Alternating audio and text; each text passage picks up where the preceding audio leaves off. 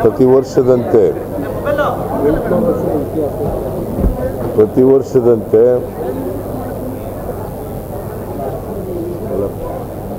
ಫಲಪುಷ್ಪ ಪ್ರದರ್ಶನ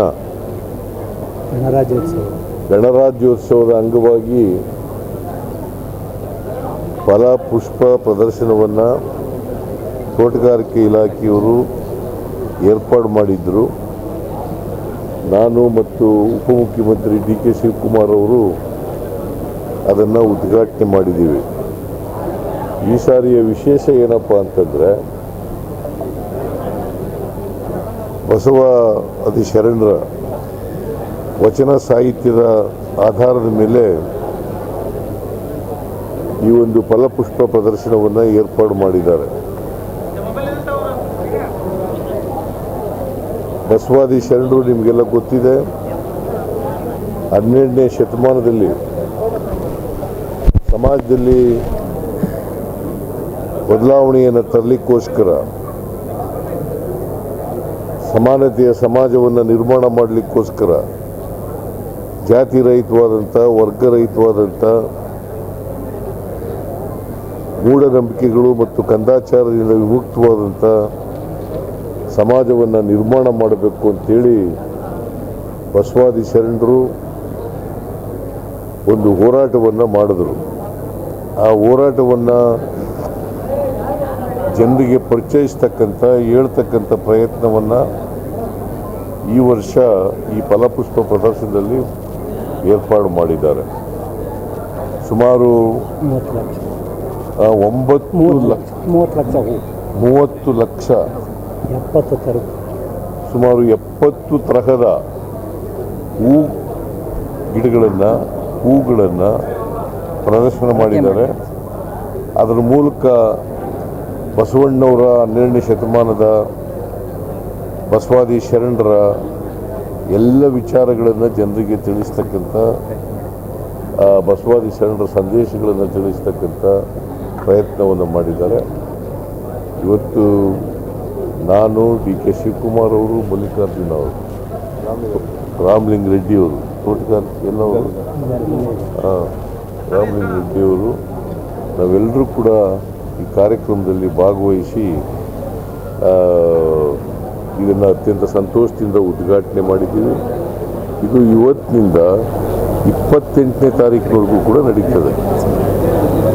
18ನೇ ತಾರೀಕಿನಿಂದ ಇವತ್ತಿನಿಂದ 28ರವರೆಗೂ ಕೂಡ ನಡೀತದೆ.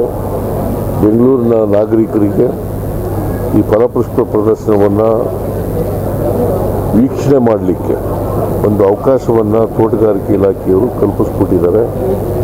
ಇದರ ಸದುಪಯೋಗವನ್ನು ಬೆಂಗಳೂರಿನ ನಾಗರಿಕರು ಉಪಯೋಗಿಸ್ಕೋಬೇಕು ಅಂತೇಳಿ ಅವರಲ್ಲಿ ಮನವಿಯನ್ನು ಮಾಡ್ತೇನೆ. ಮತ್ತು ಈ ತೋಟಗಾರಿಕೆ ಇಲಾಖೆಯವರು ಯಾವ್ಯಾವ ಹೂಗಳನ್ನು ಬೆಳೀತಾರೆ, ಯಾವ್ಯಾವ ಫಲ ಬೆಳೀತಾರೆ, ಯಾಕಂದರೆ ಇದು ಫಲಪುಷ್ಪ ಪ್ರದರ್ಶನ ಬರೀ ಸಂತೋಷಕ್ಕೋಸ್ಕರ, ಖುಷಿಗೋಸ್ಕರ ಮಾಡ್ತಕ್ಕಂಥದ್ದಲ್ಲ. ಇದು ತೋಟಗಾರಿಕೆ ಇಲಾಖೆಯಲ್ಲಿ ಏನೆಲ್ಲ ಬೆಳವಣಿಗೆ ಆಗಿದೆ, ಅದು ಫಲಪುಷ್ಪ ಪ್ರದರ್ಶನಗಳು ಏನೇನು ಬೆಳವಣಿಗೆಗಳಾಗಿದ್ದಾವೆ ಅದನ್ನು ಜನರಿಗೆ ಪರಿಚಯಿಸ್ತಕ್ಕಂಥ ಒಂದು ಕಾರ್ಯಕ್ರಮ. ಆ ಕಾರ್ಯಕ್ರಮ ಇವತ್ತು ಮಾಡಿದ್ದಾರೆ. ಪ್ರತಿ ವರ್ಷವೂ ಕೂಡ ಮಾಡ್ತಾರೆ, ಈ ವರ್ಷವೂ ಕೂಡ ಮಾಡ್ತಾ ಇದ್ದಾರೆ. ತೋಟಗಾರಿಕೆ ಇಲಾಖೆಯವರಿಗೆ ನಾನು ಧನ್ಯವಾದಗಳನ್ನು ಈ ಸಂದರ್ಭದಲ್ಲಿ ಹೇಳಲಿಕ್ಕೆ ಬಯಸ್ತೇನೆ. ಕಾಕತಾಳೀಯ ಎಂಬಂತೆ ಇವತ್ತೇ ನಮ್ಮ ಕ್ಯಾಬಿನೆಟ್ ಮೀಟಿಂಗ್ ಇತ್ತು. ಇವತ್ತು ಕ್ಯಾಬಿನೆಟ್ನಲ್ಲಿ ನನಗೆ ಬಹಳ ಜನ ಸ್ವಾಮೀಜಿಗಳು ಮತ್ತು ಬಸವ ಸಮಿತಿಯವರು ಎಲ್ಲರೂ ಕೂಡ ಬಂದು ಭೇಟಿ ಮಾಡಿದರು. ಬಸವಣ್ಣನವರಿಗೆ ಅವರಿಗೆ ಒಂದು ಈ ಸಾಂಸ್ಕೃತಿಕ ನಾಯಕ ಅಂತೇಳಿ ಅದನ್ನು ಕರೀಬೇಕು ಅಂತೇಳಿ ಭಾಳ ಜನ ಒತ್ತಾಯ ಮಾಡಿದರು. ಅದರಂತೆ ಇವತ್ತು ನಾನು ಕ್ಯಾಬಿನೆಟ್ನಲ್ಲಿ ಇಷ್ಟು ತೀರ್ಮಾನ ಮಾಡ್ತೀವಿ ಅಂತ ಹೇಳಿದ್ದೆ. ಇವತ್ತು ಕ್ಯಾಬಿನೆಟ್ ಮುಂದೆ ಅದನ್ನು ತಗೊಬಂದು ಬಸವಣ್ಣವ್ರಿಗೆ ಗೌರವ ಕೊಡಬೇಕು ಅಂತೇಳಿ, ಅವರ ಹೆಸರು ಚಿರಸ್ಥಾಯಿಯಾಗಿರಬೇಕು ಅನ್ನೋ ಕಾರಣಕ್ಕೋಸ್ಕರ ಇವತ್ತು ಬಸವಣ್ಣ ಕರ್ನಾಟಕದ ಸಾಂಸ್ಕೃತಿಕ ನಾಯಕ ಅಂತೇಳಿ ನಾವು ತೀರ್ಮಾನ ಮಾಡಿದ್ದೇವೆ. ಕ್ಯಾಬಿನೆಟ್ನಲ್ಲಿ ನಮ್ಮ ಸರ್ಕಾರ ಅದಕ್ಕೆ ಒಪ್ಪಿಗೆಯನ್ನು ಕೊಟ್ಟಿದೆ. ಇನ್ನು ಮುಂದೆ ಇವತ್ತಿನಿಂದ ಬಸವಣ್ಣನವರು ಕರ್ನಾಟಕದ ಸಾಂಸ್ಕೃತಿಕ ನಾಯಕರು. ಇದು ಒಂದು.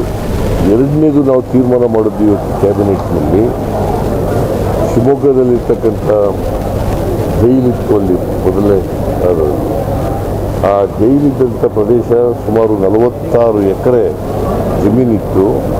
ಆ ಜಮೀನು ಆ ಮೈದಾನ ಇತ್ತಲ್ಲ, ಉದ್ಯಾನವನ, ಆ ಉದ್ಯಾನವನಕ್ಕೆ ಅಲ್ಲಮಪ್ರಭು ಉದ್ಯಾನವನ ಅಂತ ನಾಮಕರಣ ಮಾಡಿದ್ದೀವಿ. ಅಲ್ಲಮಪ್ರಭು ಉದ್ಯಾನವನ ನಾಮಕರಣ ಮಾಡಿದ್ದೀವಿ. ನಿಮಗೆಲ್ಲ ಗೊತ್ತಿದೆ, ಅಲ್ಲಮಪ್ರಭು ಕೂಡ ಶಿವಮೊಗ್ಗ ಶಿಕಾರಿಪುರದವರು, ಅಕ್ಕಮಹಾದೇವಿನೂ ಕೂಡ ಶಿಕಾರಿಪುರದವರು, ಅಲ್ಲಮಪ್ರಭು ಅವರು ಕೂಡ ಶಿಕಾರಿಪುರದವರು. ಅದಕ್ಕೋಸ್ಕರ ಅವರ ಹೆಚ್ಚು ಸ್ಥಿರಸ್ಥಾಯಿಯಾಗಿರಬೇಕು ಅಂತೇಳಿ ಅವರು ಸಮಾಜ ಸುಧಾರಕರಾಗಿದ್ದಂಥವರು. ಮತ್ತು ಬಸವಣ್ಣವರ ಕಾಲದಲ್ಲಿ ಅನುಭವ ಮಂಟಪ ಅದರ ಅಧ್ಯಕ್ಷರಾಗಿದ್ದಂಥವ್ರು, ಅನುಭವ ಮಂಟಪದ ಅಧ್ಯಕ್ಷರಾಗಿದ್ದವರು. ಅವರಿಗೆ ಅಲ್ಲಿ ಇದಕ್ಕೆ ಎಂಥದ್ದು, ಅದಕ್ಕೆ ಎಂಥ ಫ್ರೀಡಮ್ ಪಾರ್ಕ್ ಅಂತ ಇತ್ತು, ಇಲ್ಲಿವರೆಗೆ ಫ್ರೀಡಮ್ ಪಾರ್ಕ್ ಅಂತ ಇತ್ತು. ಅದನ್ನು ಫ್ರೀಡಮ್ ಪಾರ್ಕನ್ನು ಬದಲಾವಣೆ ಮಾಡಿ ಇವತ್ತು ಅಲ್ಲಮಪ್ರಭು ಪಾರ್ಕ್ ಅಥವಾ ಉದ್ಯಾನವನ ಅಂತ ಹೆಸರಿದೆ.